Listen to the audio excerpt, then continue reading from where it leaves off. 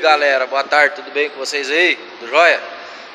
Hoje eu quero falar para vocês um detalhe interessante aí, para vocês que são proprietários aí dos modelos Kia, especificamente falando Kia Soul, né?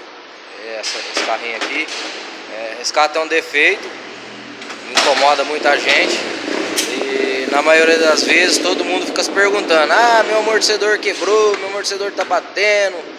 E nem sempre a manutenção que deve ser feita é a substituição desse amortecedor.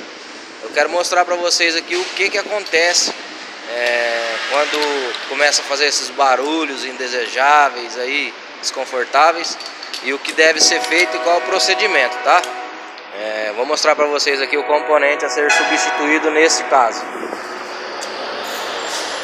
Ó, se vocês puderem ver aqui, ó, isso aqui chama uma bieleta.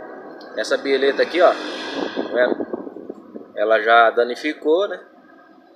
Estragou. Ela cria-se um jogo, uma folga, e o carro fica fazendo aquele barulhinho desagradável que todo mundo não gosta. Nesse caso aqui eu vou substituir essa bieleta aqui, esse componente, e será resolvido o problema. Beleza? Fica a dica aí, né? Fica a dica aí do CR Auto Center para vocês aí que são nossos seguidores aí nas redes sociais.